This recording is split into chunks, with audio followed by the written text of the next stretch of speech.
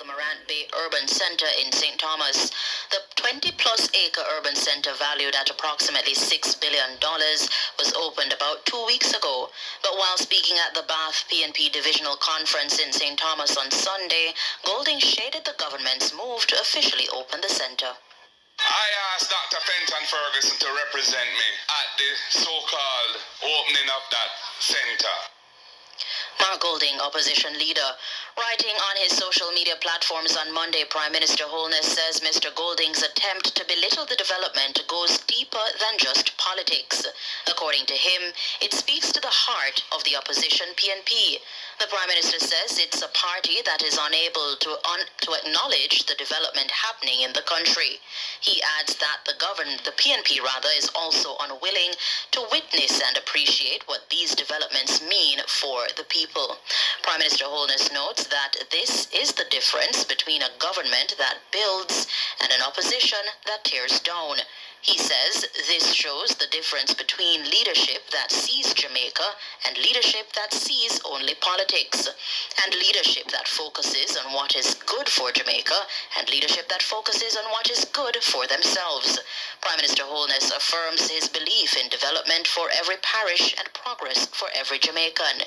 He says while others may scoff from the sidelines, the government will continue doing the real work of nation building because Jamaica deserves nothing less. Well, good evening, my viewers, subscribers. Welcome back to another heated video this evening. And in this evening's video, my viewers, Mark Golding disrespect the people of St. Thomas.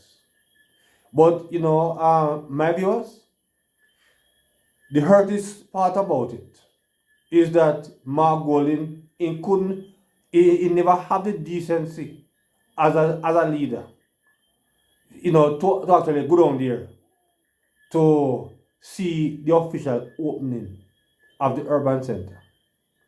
Him saying, Mr. The 6-star general, my viewers, Fenton Ferguson. Yes?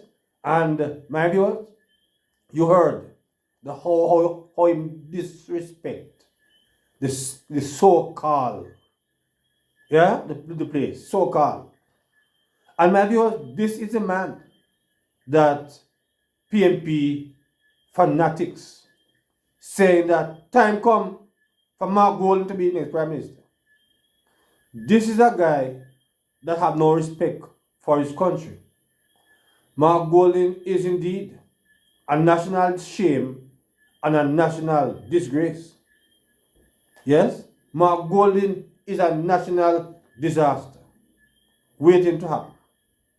And my viewers, subscribers, the people of St. Thomas, the one them when they are bought, where turn up, fear hear him, and disrespect on a place like that, on a shame, on a PNP member, all of you went down there. I listen him disrespect something where them never do. On a shame. I am shame. I'm not come from St. Thomas. Yes, it is absolutely disgraceful to hear how Mark Golding disrespect the urban center. But in Ghana, Ghana votes. I want to see how stupid the people of St. Thomas is. Because them the one there who was there with him, them for them head not good. Yes? Because if I was there, my viewers and subscribers, at that place where him go, because he never have the decency to attend at the opening. But in Ghana vote now. Yes, in Ghana votes. And more obviously if St. Thomas people if they obey or because it seems like them say St. Thomas mighty God. You see, it is only Obia. They not Obia Uno. For turn back and vote for Mark Golding and the PNP. Only Obia. Because how could he be so disrespectful to the urban center where them could never make one have, yes? All them do a thief and a criminal. Yes? Because the political place where they want build that you're building, my viewers, them turn back and pop it down and mash it up. Yes? And the government decides to set them out something for the people of St. Thomas. Yes? Because the majority of the people of St. Thomas who were not at Mark Golding's garbage that he was yes last evening. And it is disgraceful, it's shameful to hear this man, yes, disrespecting the development of this country. And this disgraceful, dishonest guy here that people want to become the next prime minister. Yes? Because it is absolutely shameful, my viewers, to hear how disrespect the place when gone on there, gone vote. It is beyond me, my viewers and subscribers. I cannot believe it. And then my viewers, the woman them was in Christian last evening. I say they demand them a disrespect woman. But hear how he addressed Michelle Charles, my viewers and subscribers. Listen how he addressed Michelle Charles. St. Thomas, I don't want to say nothing about her. She is somebody who deserves to be badly beaten in the next election. Badly. She has no class. I asked Dr. Fenton Ferguson to represent me at the so-called opening of that center. And I chose him because of the fact that he has served so long as a leader of the constituency, winning it 6 times. And somebody who has been a minister of government, was my cabinet colleague, and I thought somebody who had the stature to represent at that occasion. And when I see how she disrespected him, totally out of order, totally uncalled for, unbecoming of somebody who calls herself a member of parliament, an absolute disgrace. Anyway, all she has done is stir up the hornet's nest, and she go and get the sting of her life when election day comes. Well, that is called violence against women, Mark Golding, where your woman them claim say they will fight against violence against women. Yes? Where, my viewers and subscribers, did Michelle Charles disrespect Fenton Ferguson? Where did Fenton Ferguson, my viewers, come out and say, Michelle diss him?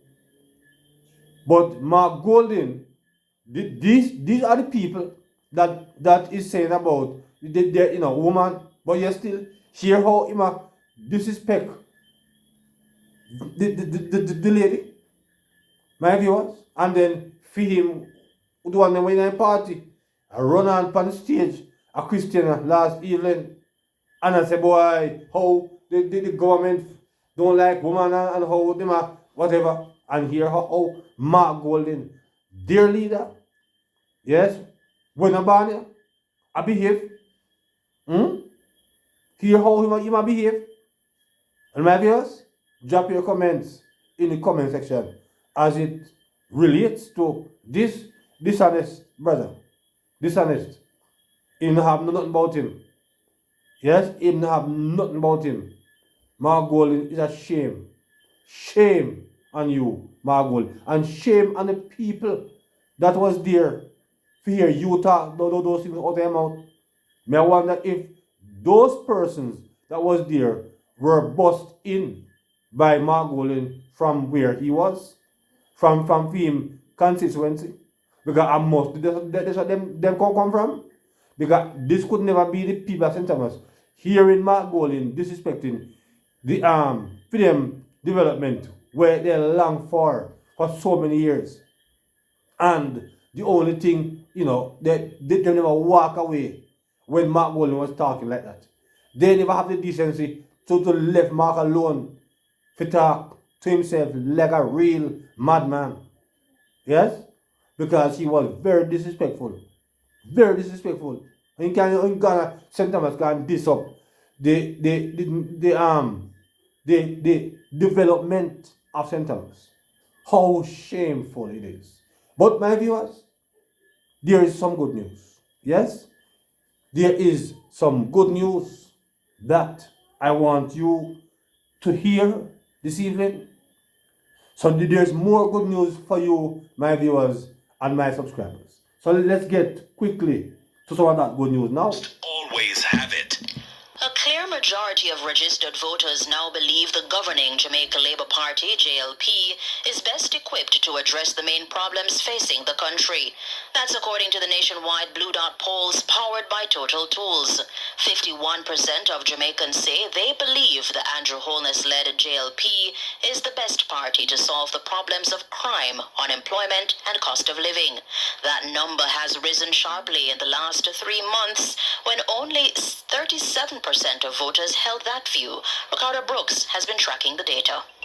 The Holness-led JLP has been touting what it says is a record of performance and achievement over its near decade-long stint in government. The Prime Minister himself has asked voters to reflect on which of the two political parties are best suited to get the job done. It seems Jamaicans are now clear on an answer. When the Blue Dot pollsters asked 1,618 registered voters between May 2 and 17 which party they believed could successfully address the main problems facing Jamaica, the response was unequivocal. 51% of them said the JLP. That's a 14-point jump since February this year, when 37% placed their confidence in the JLP's ability. Notably, the JLP's strength on this question has risen by 23 points since February of 2023. That's when it recorded the lowest confidence level of 28%. The pollsters say the significant increase in confidence suggests voters are fast making up their minds and choosing between two governing visions. The People's National Party, PNP, has also seen an increase in public confidence in their ability to tackle the country's biggest problems. The party rose by 7 points over the last 3 months. The party moved from 25% then to 32% now. It's the highest level of public confidence seen in these polls regarding the PNP's ability to successfully govern. The PNP has increased by 12 points in voter confidence since 2023. But it's still dwarfed by the JLP's 19-point lead on the question of confidence. That's well outside the margin of error of 2.3%. 17% of respondents were undecided about which party was best suited to deal with the country's problems. But that figure has fallen from a high of 52% back in 2023. This may give credence to the observation of the pollsters that a strong majority of voters have indeed made up their minds ahead of this year's general election. In fact, the data suggests that for the first time in these polls, the confidence being expressed in both major political parties has surpassed 80%. If the JLP's General Secretary, Dr. Horace Chang, is right, and the record of achievement will indeed be decisive in the upcoming elections, the Prime Minister may well be dusting off his calendar and checking the available dates in June, July, August, or September. Only Holness knows. Ricardo Brooks for Nationwide News. Has risen across all age groups over the last 3 months. Voters aged 18 to 24 were most confident in the governing party, with 61% saying the JLP was best placed to address the country's problems. That's up 16 points since February. Mahiri Stewart has those findings. The conventional wisdom says the JLP has strength among young people. These polls say that may well be true. The party holds a massive 37-point lead over the PNP, with voters between 18 and 24 years old. 61% of this cohort chose the JLP as best suited to govern. 24% chose the PNP. The governing party is also showing strength with voters 25 to 34 years old, where they lead the PNP 47% to 27%. The JLP has climbed 12 points in the last 3 months with this age group. The PNP draws even with the JLP among voters 35 to 44, where both parties are tied on 35% support. The JLP breaks out again with voters 45 to 54, moving ahead of the PNP by 24 points with this middle-aged demographic, registering 57% support when it comes to confidence, while the PNP nets 33%. The PNP manages to narrow the confidence gap with voters 55 to 64, but the JLP still leads by 12 points, 53% to the opposition's 41%. Most notably, voters over 65 are expressing significant levels of confidence in the JLP's governing ability, giving the party a near 30-point lead over the PNP, 56% to 27%. The pollsters say the JLP's strength across the generational spectrum may be driven by national developments. The pollsters were in the field amid news of the country's 40% decrease in murders, the public interest surrounding the opening of the Morant Bay Urban Center, and the government's repeated touting of the unemployment rate. Mahiri Stewart for Nationwide News. Yes, my viewers and subscribers, so that is the good news. Yes. So and when that day is called, my viewers and subscribers, be sure to go out and vote early to send Mark Golding into political retirement as he did with Peter Phillips. And Peter Phillips was not as bad as Mark Golding. If anybody need to go into retirement politically, it's Mark Golding. So my viewers, drop your comments in the comment section as it relates to what I have earlier discussed. So until another video, my viewers, please remember to like, share, subscribe to the channel. Please and thanks. So until then, good evening.